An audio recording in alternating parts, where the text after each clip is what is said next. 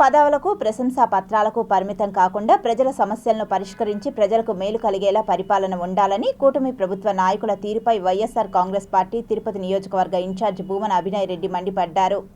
Tirupati 18వ division పరిధిలోని మారుతి నగర్లో Chandrababu manifesto గుర్తుకు తెస్తూ అనే కార్యక్రమాన్ని వైఎస్ఆర్ కాంగ్రెస్ పార్టీ నాయకులు, కార్యకర్తలు, కార్పొరేటర్లు పెద్ద సంఖ్యలో హాజరై ఇంటింటికి వెళ్లి చంద్రబాబు నాయుడు మోసపూరిత వాగ్దానాలను తెలియజేసే కార్యక్రమాన్ని చేశారు.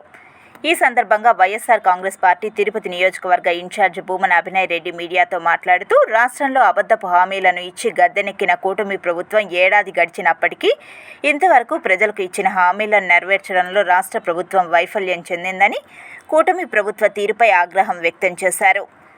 ముఖ్యంగా తిరుపతి ఆధ్యాత్మిక క్షేత్రంలో పారిశుద్ధ్య లోపం కళ్లకు కట్టినట్లు కనిపిస్తుందని అన్నారు.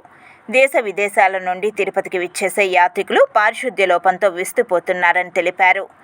ఎన్నికలకు ముందు గుప్పించిన హామీలను నెరవేర్చి ప్రజలు ఎదుర్కొంటున్న న్యాయబద్ధమైన సమస్యలను పరిష్కరించాలని, లేని పక్షంలో ప్రజల నుండి వచ్చే ఆగ్రహావేశాలకు రాష్ట్ర ప్రభుత్వం నాయకులు బాధ్యత వహించాల్సి వస్తుందని పేర్కొన్నారు. తిరుపతి నగరానికి ఎంతో ఉపయోగకరమైనటువంటి పారిశుద్ధ్య ప్రాజెక్టుకు మీ అడ్డంకులు తొలగించండి, కోర్టు కేసుని మీరు విరమింపజేసుకోండి. మేము ఈరోజు కట్టుబడి ఉన్నాం. మీరు పారిశుద్ధ్యం విషయంలో మీరు మెరుగైనటువంటి ఫలితాలు ఏదైతే గత ప్రభుత్వం తీసుకొచ్చినటువంటి పారిశుద్ధ్య ప్లాన్ని మీరు అమలు చేస్తే ఆ ఘనత అంతా కూడా మీకే దక్కుతుంది.